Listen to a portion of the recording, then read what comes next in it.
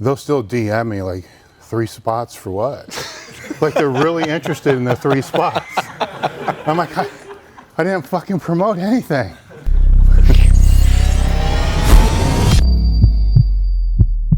So having the seminar here, it means a lot that you guys came out. It means a lot that Dave hosted this. I think this is the first external seminar that you've had at this compound. And that's awesome for us. You know, we're in a great learning environment here.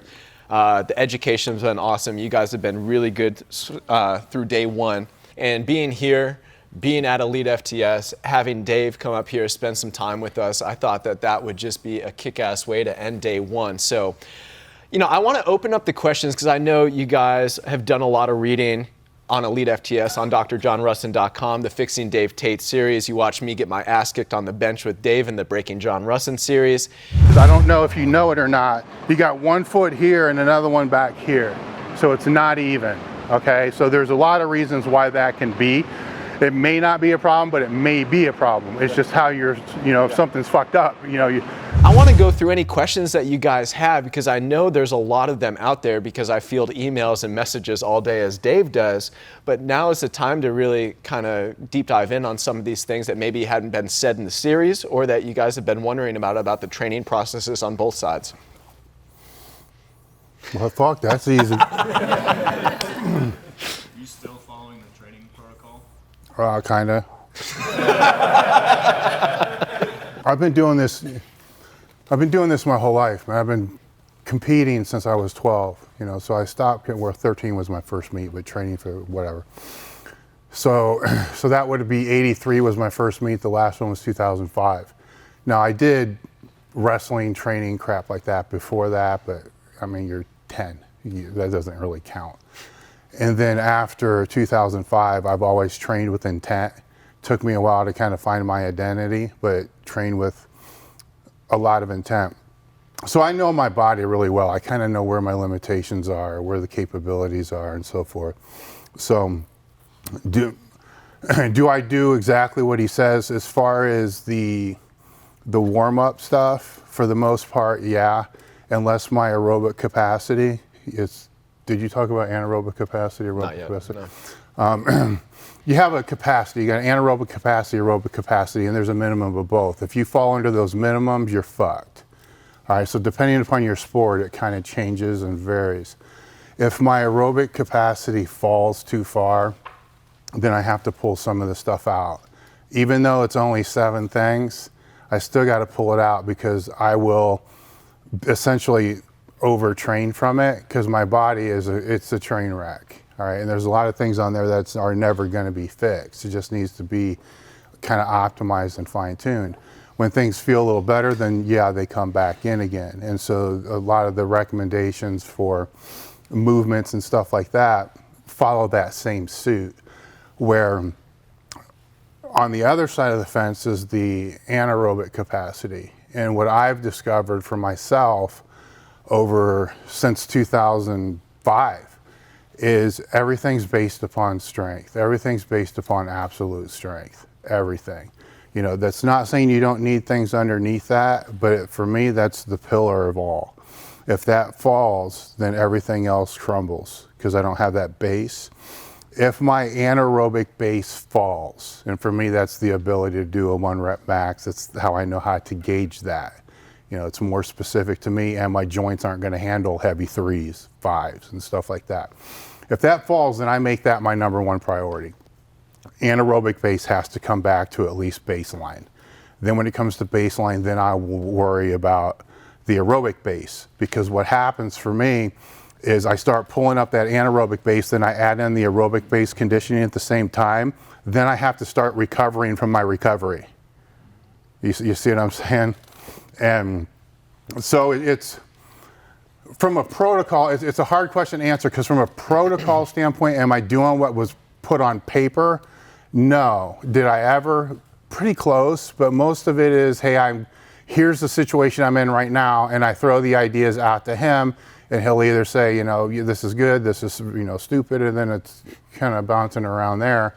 And this time of the year is rough because all stress is stress on the body that you have to recover from. And I'm in e-commerce, so this is the retail, this is the most stressful time of the year. We're coming out of it now, but the work weeks are longer, the stress is longer. It's, oh my God, we got to get X number of sales. When that's high, I have to take the training down. For me, substantially, so from 4 days a week down to 2. And if I'm not recovering from the 2, 1. And then if it is just 1, it's going to be one big, heavy compound thing like a spider bar squat or yoke bar squat. So that's kind of where I am now. So I can't sit and say, yeah, I'm doing the exact 4-day protocol, because I'm not, because there's too many other things going on, not time-wise, recovery-wise. And I'm fortunate to have Tyrell, who was in here Saturday. He owns Hybrid Performance Therapy and knows chiropractic, ART, MAT, dry needling. I don't know what the hell he's going to do if I go in there. Sometimes it's hard because I got to recover from that. If he's doing the RPR really hard, I can't recover from that. I know I can't recover very well from needling with stim. That's big time hell. But we're navigating that as well from that standpoint. Now, once I get past and get into January, then the heavy stuff will pull down a little bit. So I have the room to start putting back in, building the aerobic base. So it changes then throughout. And this has been kind of routinely how every year's run for the past 5 years, and each year getting better at figuring out how to do it right. Because I can run one big strength phase a year, which is just focusing on that for about 12 weeks. And then it's going to take me 8 weeks to recover from it. And then I got to come back around and that kind of stuff. So he's helped fill in the gaps to be able to, so January there'll be a recovery phase, and then a conditioning phase, and then I'll be able to go into a strength phase. With the things that I've learned from him, that strength phase doesn't have to just be 10 weeks anymore. I was able to run it last year for close to 18. So I can run it longer, which that's important, especially the way that I train using a conjugate type of training, and I don't use regular lifts. So I have to rotate the lifts in more infrequently, where if my test is a spider bar squat, I can't do that every single week. It might be twice a month. Where if I can do that for 3 months, that gives me 6 training sessions with that bar, which makes, now I can program that. When it's just 3, it's like, fuck it, work up, see how it feels. If it feels good, push it. If not, back off. I think something powerful that Dave said there that you're going to hear from a lot of your clients is that if you go through the 6-phase sequence, taking mental intensity into account, working your ass off every single second of that 6 to 12 minutes, it's a lot of work and it's a lot of stress on the system. That's the reason that it's only 6 to 8 minutes long.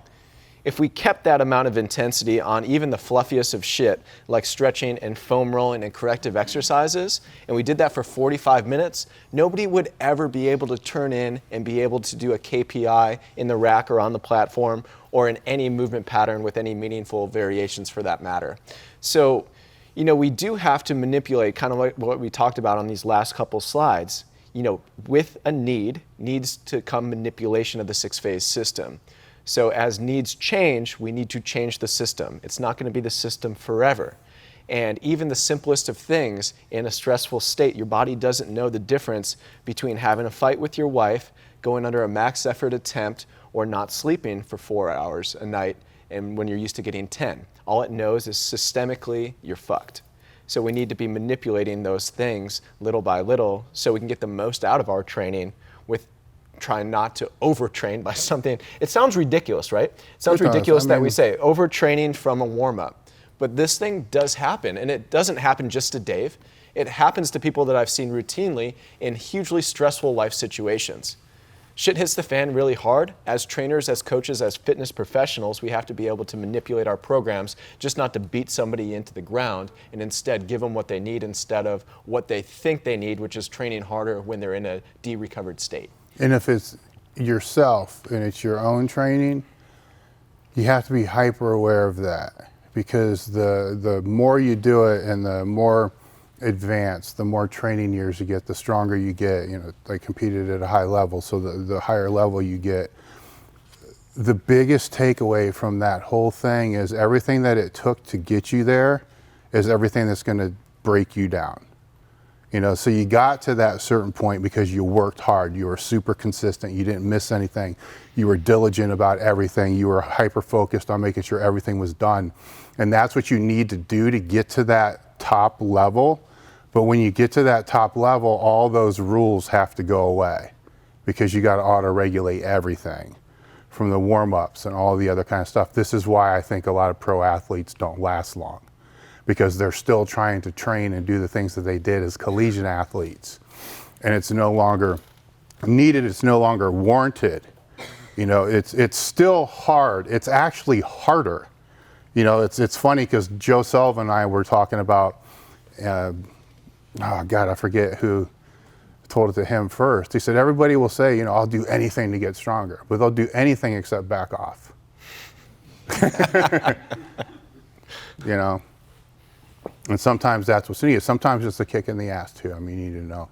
And if working with somebody, you need to know where they are, you know, based upon, I don't work with that many people, but a lot of them I don't do their program with. Some of them I do their program with, but I still, when they're in here training, I know what their mental state is by how they're talking, how they carry their shoulders, how they're walking. You know, all this is telling me, okay, this is down, this is, you know, and sometimes you can fuck with them a little bit, try to get them up to see if it's just like a mental thing, or sometimes they just need to back down. So it's being very, very observant to the nonverbal behaviors of the athletes or the people that you're helping, because that's most communication. You can look at the clipboard, you can look at the papers all you want, and it doesn't mean a goddamn thing. Because when they walk in the door, you need to be able to get the best out of them and have the best experience that they can have to be able to get better. And that needs feedback, you know, and that feedback non-verbally, it's right in front of you, but so many people miss it because they're too worried about the tiny details. The cool down, the 90-90, it makes a huge difference for me. You know, just laying on the floor. And it's not just chilling out, laying on the floor. It's the blood leaving the legs going into the lower back. You know, that was probably the number one thing. After that, probably just reinforcing a warm-up more than just the movement I was training. And from that, you know, to clarify, my warm-up, if I'm just doing that movement, and even if I do it now, if I say, fuck it, I'm not going to do any other warm-up stuff, it's not like loading 135 and working up on the squat. I'm doing 7, 8, 9 sets of box squats with no weight at all. And I won't put a bar on my back until all the lower body mechanics are working properly and it doesn't hurt any more than it's supposed to hurt. You know, and then I'll go to, you know, a quarter. You know, if the bar over there is still loaded, you'll see the first plate on there is a quarter. It's on the yoke bar. 2 reasons for that. One is I just call that 135 and it makes it easy. Even though it's not 135, you need a 35-pound plate, but 35-pound plates don't count. They don't. They don't have a name. You know, a 2.5 is a chip, a 5 is a nickel, a dime, right? Quarter, plate, hundo. The fuck is a 35? I won't use them. I will not use them. Never.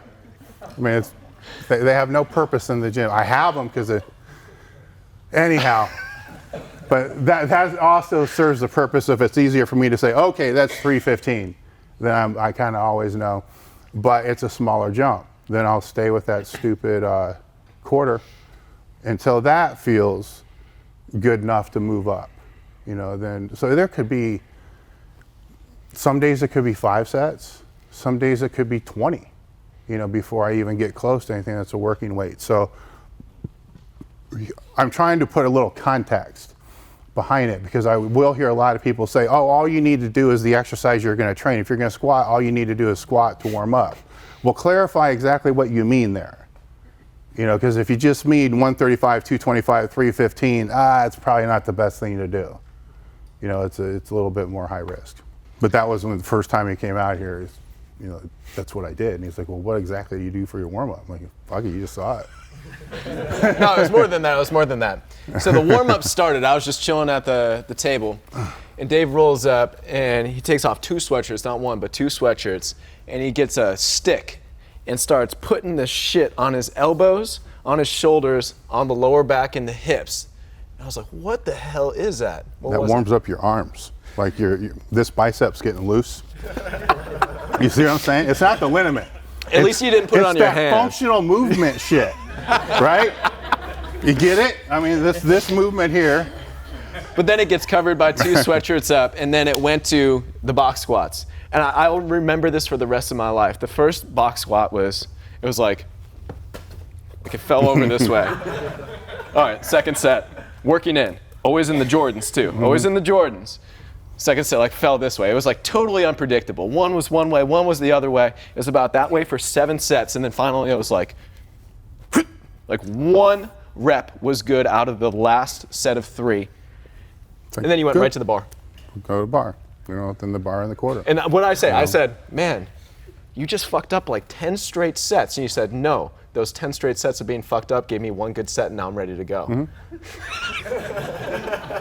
When you slide to the right, you're warming up this hip. Yeah. Slide to the left, you're warming up this hip. Oh, that was good. You know, kind of like a bird dog, but not a bird dog.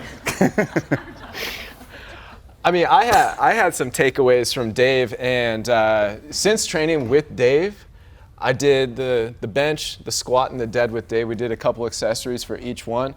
I've hit personal PRs, even traveling 3 times a month for all year this year on these lifts in the last 2 months.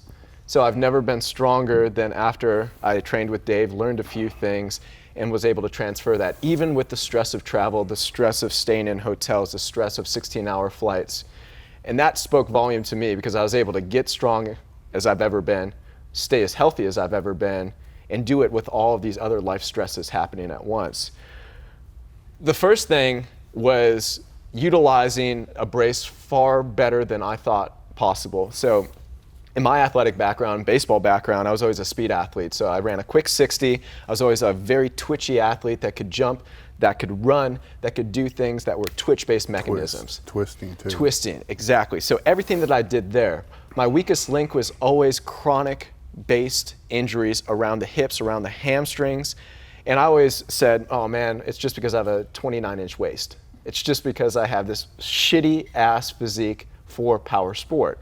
But going in and looking at this, I was always trying to train more and more for core. You know, I was trying to link the things that we talked about today. But it wasn't until Dave, I thought I was bracing correctly. It wasn't until I really braced correctly for the first time doing the squat that I felt something different in terms of a deep activation that I've never felt before, that I was able to link the hips and the core in a different way. And I would say that that single skill of linking the core with the hips, with that bracing mechanism that Dave gave me on the squat that transferred to the deadlift more than anything, that was having me in a position to be stiffer through the core, linking with the hips. And that's the single reason that I think that I was able to actually hit PRs on these lifts when I have no business doing it because I'm traveling too much. So that was the biggest takeaway. Just when you think you're bracing properly, double down, spend some more time on the brace, because you can defy the odds if you can brace correctly. You can rewrite your diagnosis if you can brace correctly. You know, there's other things that you need to layer on top of that, but just when you think you're doing something good, you're not. You know, that cough-based reflex that we went over today, that just shows what we're actually capable of. Getting to that epitome of a brace, that's the goal. And it wasn't like I was being lazy with myself. I didn't think I was being lazy. I thought I was mentally engaging and working hard. But that's the reason that you work with coaches. You don't know what you don't know. So improving that brace, that was key. But second fold, it was being able to strain through larger degrees of ranges of motion through the concentric actions of my lifts.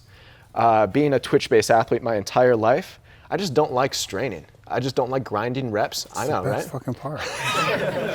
But that is, you know, looking at that fucking was bust. a game changer. I know. That was a game changer for me because I was finally able to extend heavier weights for more reps, do it safely, do it effectively. And I actually saw hypertrophy increases using non-hypertrophy rep ranges. So using 1s to 3s, I actually saw more notable benefit in hypertrophy from actually straining authentically through these ranges of motion, where I've never been able to do that because of not only the time under tension going down, but actually going up meaningfully and actually dominating the weight instead of just moving quickly through some of the sticking points, having to actively work through them. So that, it's still a skill that I will continue to have to work on for the rest of my lifting career, is being okay, cool under the bar, being able to strain properly without losing my position. But that connected with the breath, absolute game changers. Changed the way I coach, changed the way I teach things, changes the way I lift every single day. And I was glad that was able to be caught on camera, because I can't tell you the amount of emails and messages that I got based off of the nose plus breath out through the mouth. Unbelievable. And it was something that I'd never felt before, and it was caught on camera in the squat rack, which was so cool. It was like, oh yeah, it was unbelievable. So that was definitely the biggest 2 takeaways. It might help to try to go through your nose while you're under the bar. Okay. Push the diaphragm down a little bit. Feel, everything. When the bar's on the rack? Right before you take it out. Okay. You don't want to do it for too, you know what I'm saying? You don't want to hold your breath too long. Yeah. So it'd be, so that pulls in, then step, and then try to pull that little bit more through your mouth. Because if you try to breathe through your mouth into your belly, just do it now. Breathe through your mouth into your belly. Okay. Now do it again and hold it. Now try to breathe through your nose. You can't. It's now hard. go through your nose first into your belly, then try to breathe through your mouth. Yeah. You get, even if it's just a couple cubic centimeters more, that's a little bit more brace that's going to make a world of difference. I think a global takeaway between them both is you have 2 vastly separate biases, right? My movement screen is the squat, bench, and deadlift. When I watch somebody squat, watch them bench, watch them deadlift, I can tell you if this is a techno problem, a mental problem, it's a physical problem. If it's a physical problem, what the muscular weak point is. That's been my sport. It's been my life the whole time. So that's how I see things. That's how I see people's weaknesses and all that. His is on the movements that he's showing you, to be able to break those down and to be able to see that. So they're vastly different, yet they share the same space. So if you know where your bias is and you're open to learning from people that have a different bias than what you are, and you can fill in those gaps, because bracing to me was completely different than bracing to him. To me, certain things like single leg work didn't make a whole lot of sense because you never brace your core. All right, think about this. If your lower back's fucked up, what do you start training? What's the first thing you do? Is you quit squatting heavy, you start doing single leg work. Why?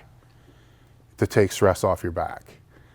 Right, so I'm not saying single leg work isn't important, but it wasn't to me before I met him. Because he explained the other benefits of it outside of what I was seeing it for, which was essentially just a waste of time. And no, I mean, what it was, to be honest, what it was is, when I put something into a program, I have to be able to validate exactly why it's there. And that was something I could never validate exactly why it was there, because my bias isn't something else. Why do I want to have an athlete train the core in a way that it's going to, not activate the way that they need to activate with the sport that they're going to do? And that's how I always locked it in there. Is like, this is the rehab shit they do after I fuck their back up, But if the back's strong, that won't happen. So that would be the global takeaways. Just because somebody's got a different philosophy or a different bias or comes from a different background, there's still 90% you're going to agree on every single time. But if you can figure out what that 10% is and start having discussions and talking about it and trying to understand, then that's gold right there. I think the exact quote for the single leg, single arm stuff that I had you doing was, "This is twice as much work with half the fucking benefit." It's like dumbbell rows or bodybuilding burpees. It is. I mean, you knock out a set of 10, you're breathing real hard, and you're not done yet. You're only halfway done. What kind of bullshit is that? 3 sets is 6, but you can't write it down as 6. Waste of time. The more professionals I get to be around, Dave's been around far longer than I have, 10 times as long as I have in this industry, but being around other great professionals in neighboring aspects of our industry, I see the best professionals in powerlifting, in sports performance, in human movement, everything, in physical therapy, all combined. People have the same tenets of intelligent training. People have the same goals at the top level. The modalities in which they get there may be different. The more generalist that we can become in appreciating everyone that stands around us, the better that we become as coaches so we can transfer that into our clients. The more that you can learn, you don't have to be an expert in everything. Nobody's going to be Dave Tate sitting here. But we need to appreciate that if I need powerlifting advice, if I need work on my big three, I know who to go to. I know the resource to go to for that. But you have to have these people no matter what side of the industry that you look at. So the more people that you can have within your network, locally, globally, wherever, the better well-rounded you can be in appreciating what somebody needs in front of you. Because if you don't know something exists, it's going to be very, very hard to put that in an effective manner into programming. Yeah. Going back to when you were 12 or 13, when you first started powerlifting, when you first started coaching, is there anything you would, now with all the experience you have, that you would tell yourself that you wish you would have done a little bit differently? I was put into a very good environment. So I was put into a powerlifting gym with people that knew what they were doing. So my answer would be no, I was taken care of. I was in a good place. I was very, very fortunate and blessed to have the people that I had to be able to teach me the right way. I went 10 years before even getting hurt, before pulling a muscle or having any real issues. Actually I came out of the sport pretty unscathed. It was fucking 10 years after. I had really good early influences, and I think that's something that sticks with me today.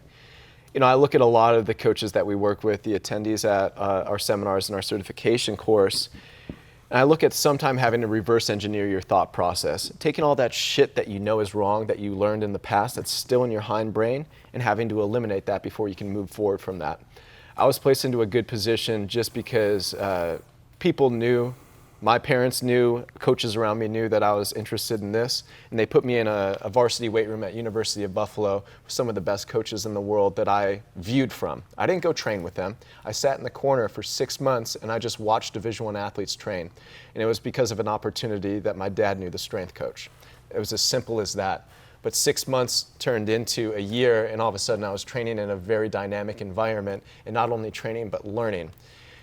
And I always say that my one unique advantage is that I never had bad coaching in my life. So going from that atmosphere to being a Division I athlete, then to go back to the University of Buffalo atmosphere again, and then to take a first job with a legend in the sports performance field, Todd Durkin, I never experienced just bullshit that everyone else usually has to muck through. And I think not having any of those terrible influences allowed you to just push forward a little bit quicker because you never had to relearn anything. Yeah. What you learned was the proper way, but that's luck of chance. But it was also being in the right position with the right people around you that cared about you to put you into that position first. If I wouldn't have walked in, or if I would have been the average 15-year-old kid that didn't want to go and spend time in a weight room just watching athletes work, and instead I wanted to play Halo, it would have been a totally different story today.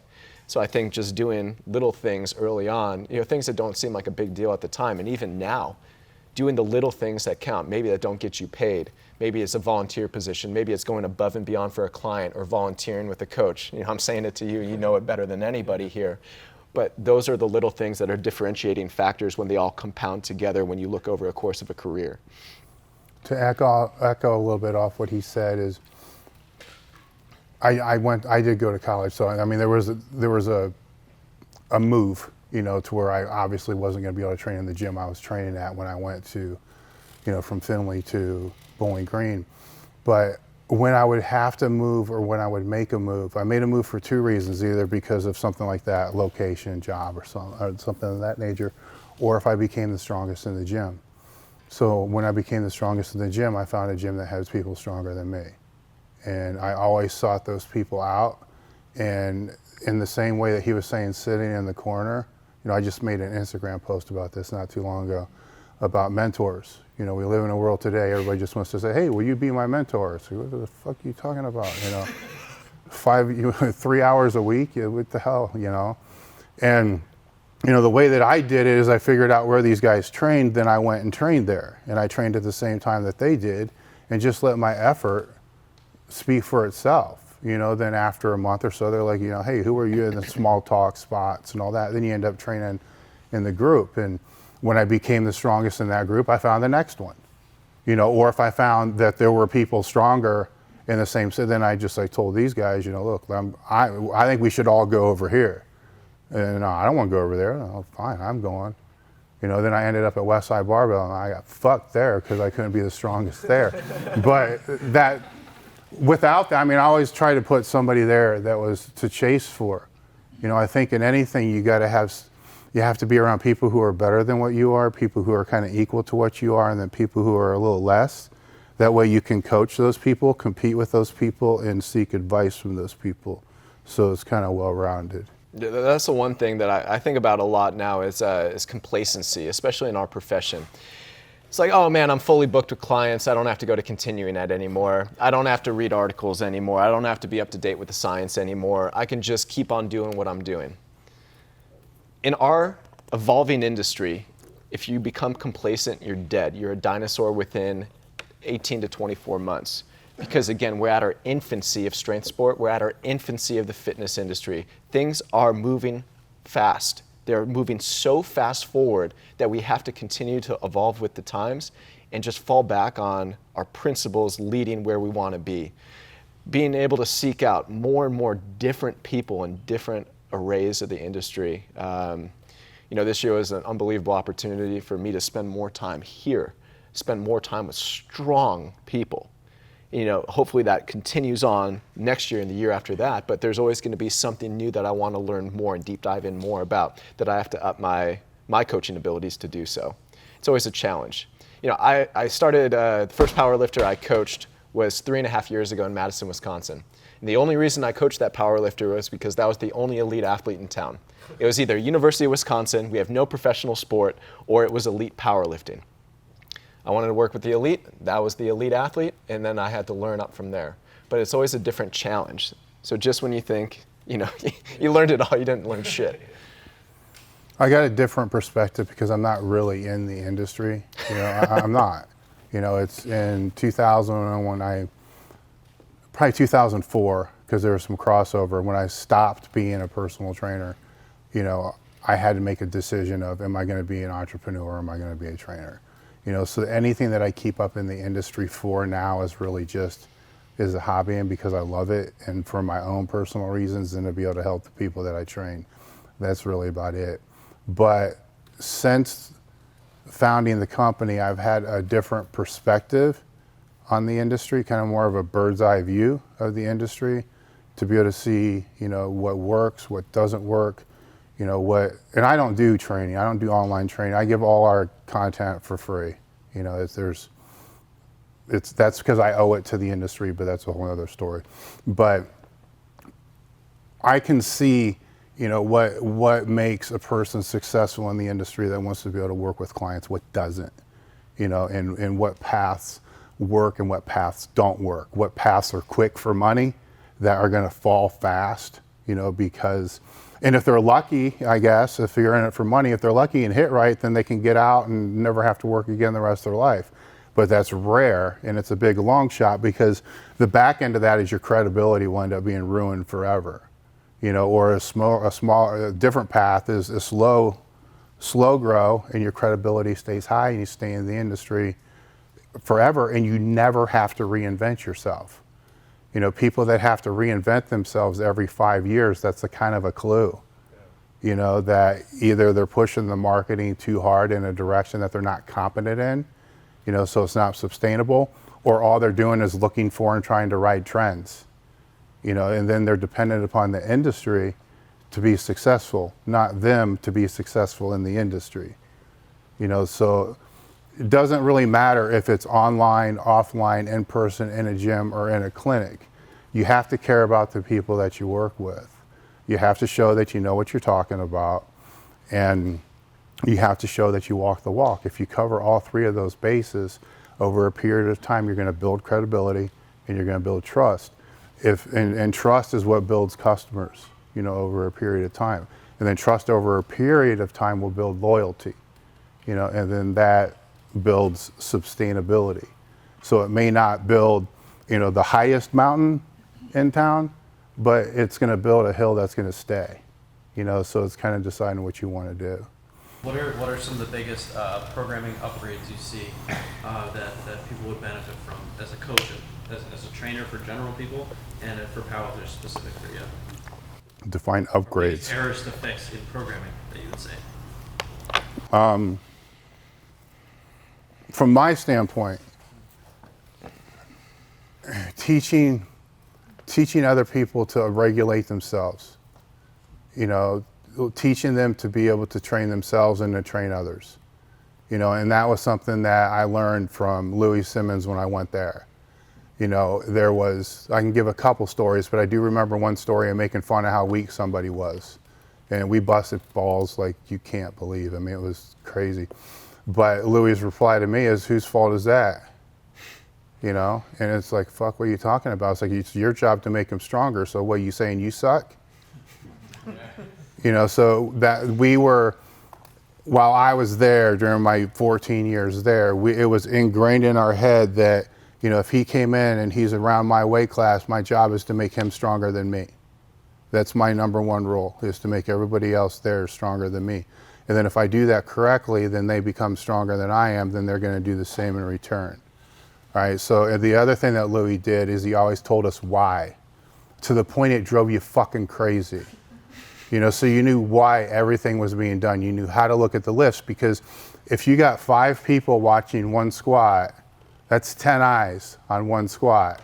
Where if you have a coach and a gym training somebody, you're lucky if you have one eye.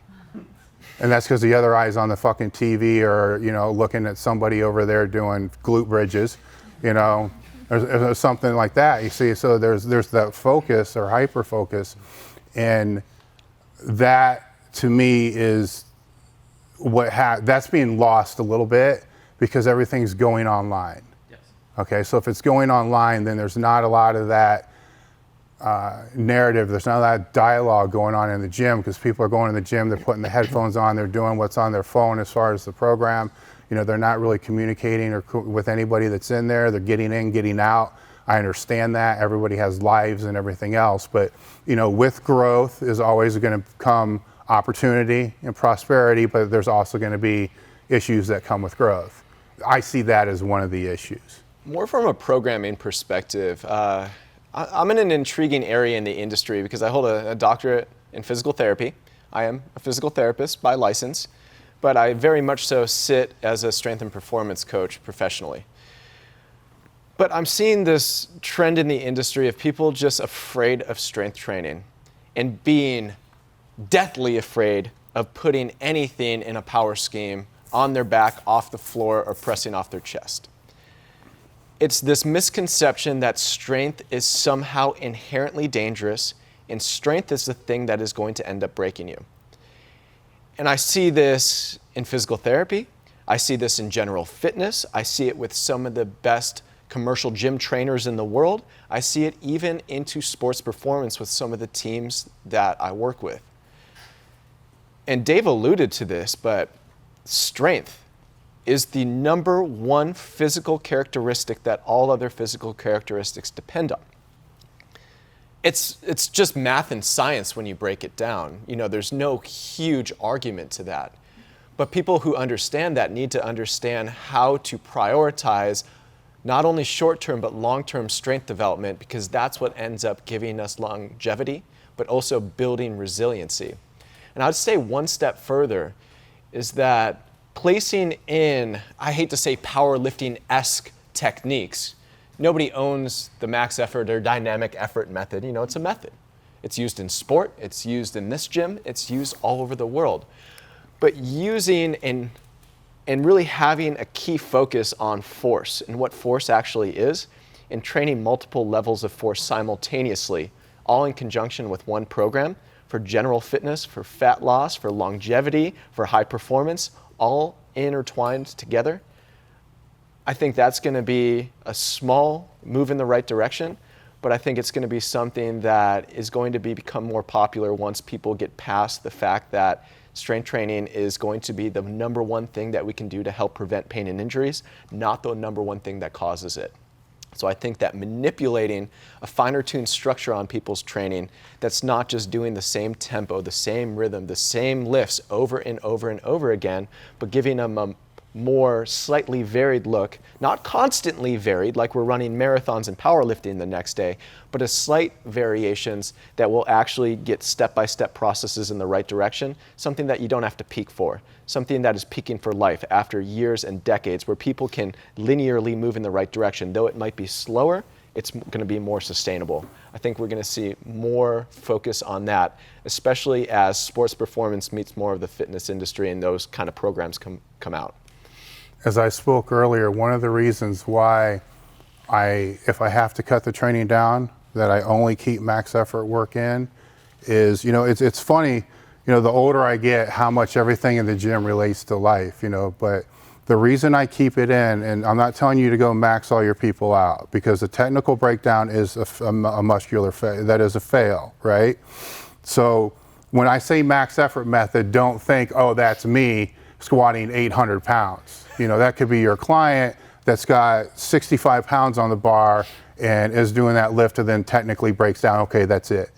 But when you just do a heavy single, heavy being relative, before you can even do the lift, you have to stabilize it. So anything that has to do with training, and this is actually life as well, right? You have to stabilize force before anything else, or you have to control force. You got to stabilize the stress before anything else, or you have to control the stress. This is basic physical therapy 101, by the way. After you master that, you have to be able to absorb it. All right, so that's the eccentric part. So you got to be able to stabilize force, absorb force.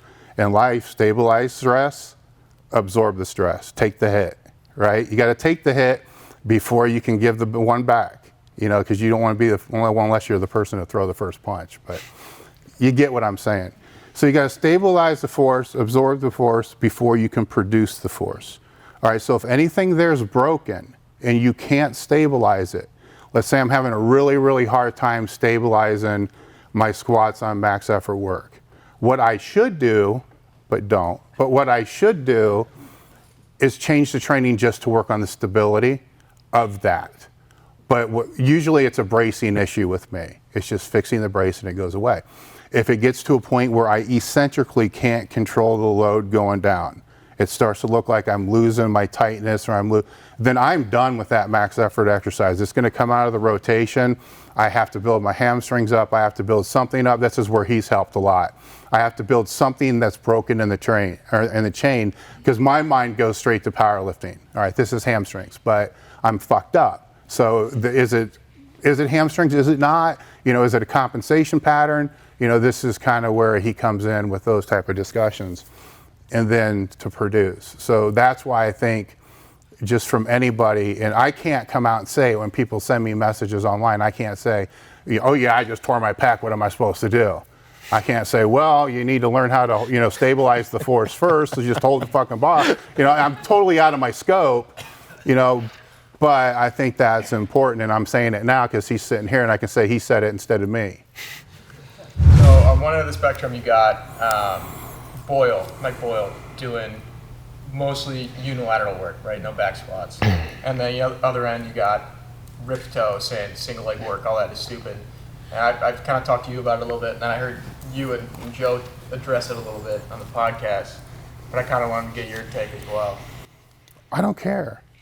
I got greater things to worry about in my life than what the person thinks about a fucking squat or a single leg squat. So I really do. If I really gave a shit, then I would give Mike a call, or I would take Mike out to dinner to talk to him about why he feels that is the most beneficial thing for his athletes to do.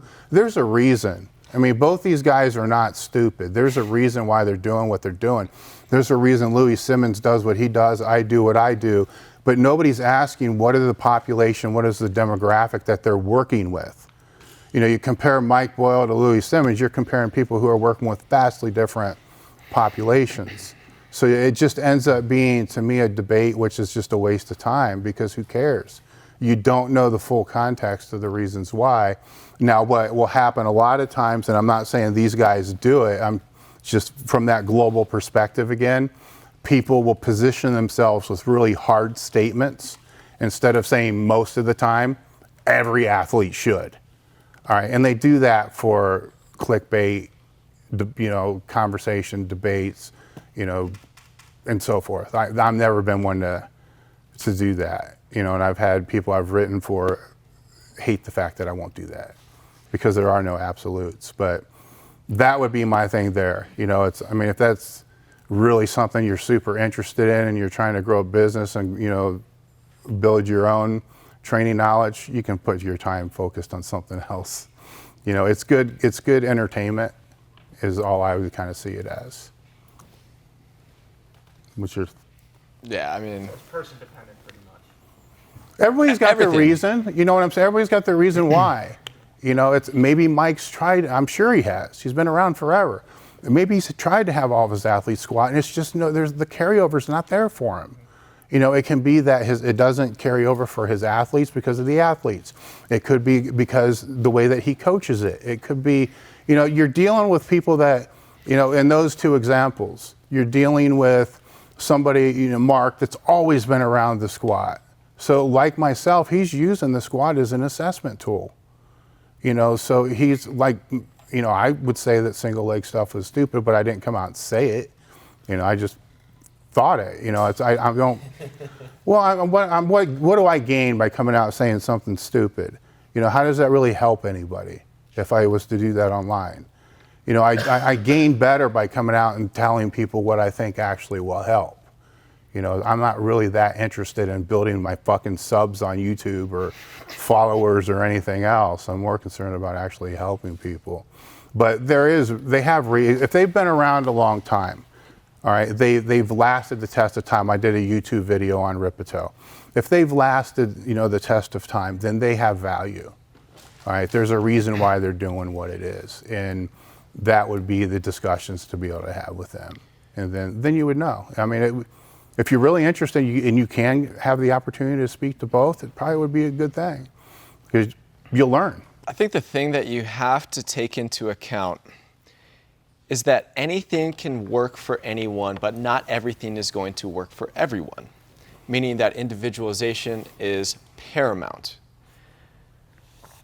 When I look at programming, like the biggest compliment that I could get is we have a non-dogmatic approach, meaning that I don't give a shit what we use as long as we get a result from it. So the second that I become like, hey, we're not going to do this movement, or we are going to only do this movement, I lose my power, which is a systemizer of all these different things together into one unified approach into programming, whether that be therapy, whether that be sport, whether that come into strength and conditioning.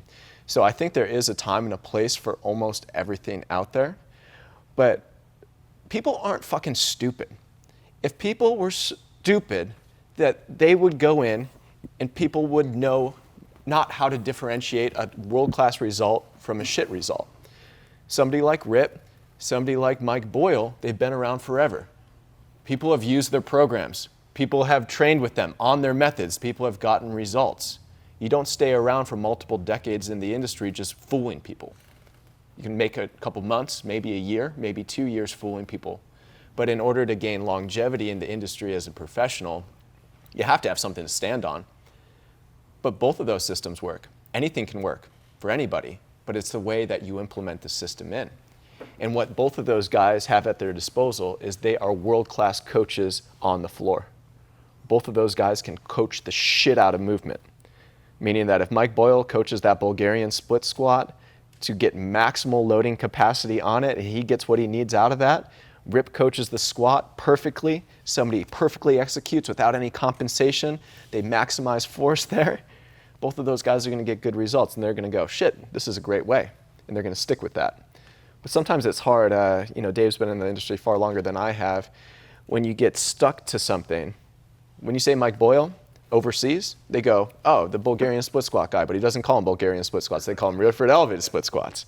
Or if you say rip, it's all about starting strength. So it's their identity. And it's really hard to pull back on the it depends when it's your identity. That's what I was going to say is they're still in the industry and dependent upon their program to be able to live. So in business, you have to have a unique positioning statement, a sales position or whatever your positioning statement is. I don't have that. So I have a different view, of all this stuff. Now I have a bias, I come from the strength industry and by far my bias is conjugate training. So if somebody's going to ask me a question, I'm going to spend more time trying to figure out what's the context of your question. Because if you train block or you train linear, I'm not going to spend 3 hours trying to convince you to switch over to conjugate.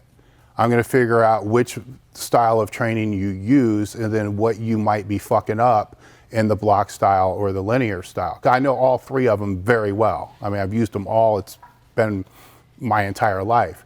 So what's the shortest path to the greatest success? And it's that. Now, if the program's just a complete fucking wreck, and there's no substance or anything like that at all, then yeah, I'm going to teach you the conjugate because I feel it's the best. But that you got to know your bias, and you need to know the bias of the people that you're speaking to, because that will change the way you interpret that answer. You go to Ken Leistner, you're gonna learn about HIIT training, or I forget some of the other guys, but they're 100% HIIT training. It doesn't mean you don't talk to them, because that shit can be great for accessories if you're using it within a block or some other type of training system. Swiss Symposium is a good example of that.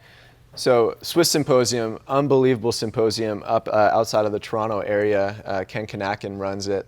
And this year he brought in 80 professionals from 4 different disciplines. So he had a treatment protocol stage, he had a rehab stage, he had a nutrition stage, he had a training stage. And we had physicians there, we had osteopaths there, we had chiropractors, physical therapists, strength and conditioning coaches, everyone and everybody. And one of the most intriguing things about Swiss is that everyone's in the same room together, learning from each other, because we all have the same deep down training tenets that we believe in, which is training meaningfully as a way to build not only a better life, but better physical capacities while you live that life. And it's one of the more intriguing things when you get multiple professionals on a stage talking about the same thing, very similar to what we're doing right now. And the more you talk to these professionals, the more you get them into this atmosphere. We have ebbs and flows. We play off of each other's strengths and weaknesses. The best team that you could ever be around is one that you have a yin and a yang to. You don't want to put teams together of you and you and you and you.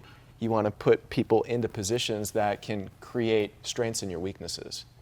And that should be with your education too. Let's take one more question.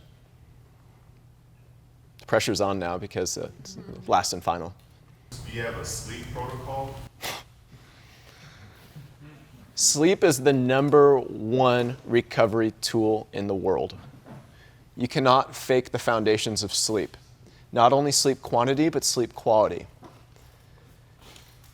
I travel a lot, and I know the bullet that I'm about to bite when I travel. I have not mastered it. I've been traveling full-time for 2 years now.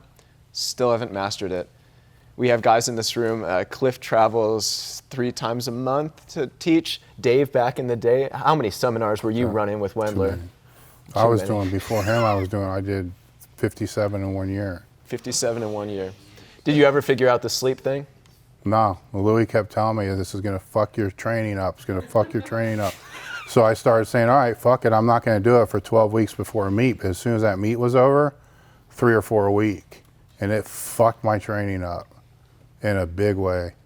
And it also, I don't know, if you're in this industry and you're traveling, what I advise people is just be real aware of what you're doing, because I did so much and made nothing pretty much on all of it, but got burned out so bad I didn't fly again for 4 years. And then that was only for a vacation that I didn't want to go to.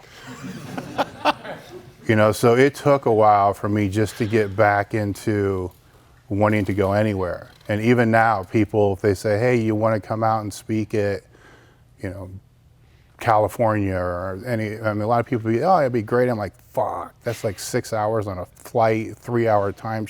Fuck that. I'm not going to do that. Just Skype me. So, I'm in a different place because I've been through all that, but I think you just got to play it the best that you can. I was a lot heavier back then, and didn't have a CPAP and probably should have. So I'm falling asleep everywhere. So rest really wasn't my problem. Sleeping on the plane, cabs. That's sleep quantity, not quality. Yeah, falling asleep at dinner, It's one thing that I've learned to down-regulate when I get off of planes. I structure things differently. Last year, notoriously I travel on Thursdays, and then I get into a city on Friday. I teach Saturday and Sunday. I train again on Monday, and then I leave Monday night to go back home or to another event on Tuesday. So last year, I made the mistake of being too much of a machoist. I wanted to do a secondary strength session on that Friday, and it always happened to be a lower body session. And I would squat heavy for me, which is like your warm-ups, but I would squat heavy for me on that Friday, getting off a plane the night before. And every single seminar that I ran, things would hurt that just don't usually hurt. My hips would hurt, my knees, my back, my shoulders, but it was just too much stress into the system. This year I made an upgrade. I was able to hit some of these PRs this year, even traveling so much, using dynamic effort on the weekends. So it really repotentiated my system, put a low amount of mechanical stress in the system, but was enough to get a training effect from that was meaningful so it could move me forward to my next heavy session that usually happened in a more controlled state on a Monday or a Tuesday. So that was a big shift. And even like a morning like this morning, I sat up and talked with you guys for 7 to 8 hours today.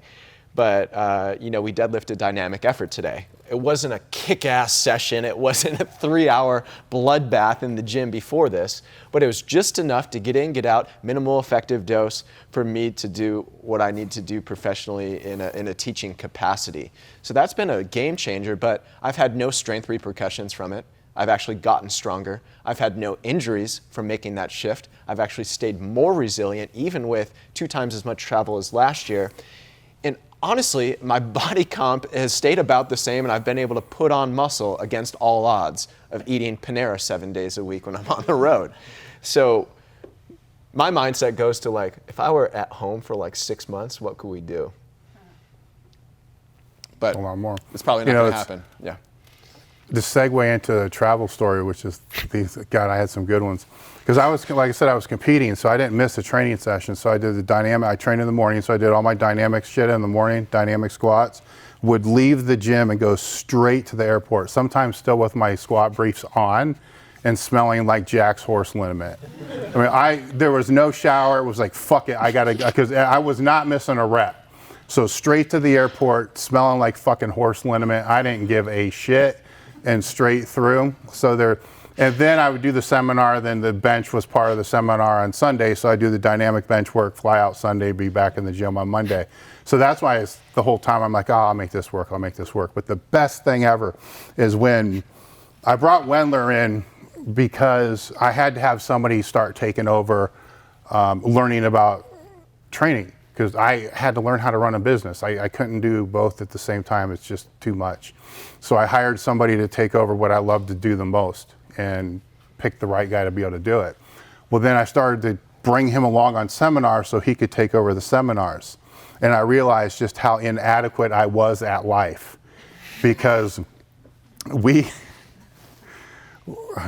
oh my God. We go in and you got to take your freaking belt off. I could wear jeans back then. It's I don't know why, I shouldn't have. But we take our belt off to go through the security. And then, you're like, Jesus, I can't get my belt back on because you can't reach back there. And Wendler's not even concerned. I'm like, what the hell? It's taking me forever. He's just waiting for me. And then we go into the bathroom. He just drops his pants, takes them off, loops his belt back around his pants. I'm like, holy shit. This is genius. I'm an idiot. For years I've been sitting there trying to get that loop, man. And then wherever you go, you got the loop all fucked up. Unbelievable. Learn something from him every damn time we travel like that. It's like, holy shit.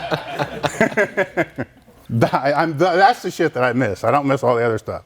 That was stuff. That was fun. Can we get an epic photo, please, of this entire group up against this sweet branding on the wall, and then Did you I'll just post say it on epic social. again? Epic. Stop. It's epic. Fucking Is stop. it? It is. Did you quit saying money at least? I did. I don't say that anymore. I don't. So you replaced it with epic. It's epic, man. Call it a savage Epic shit.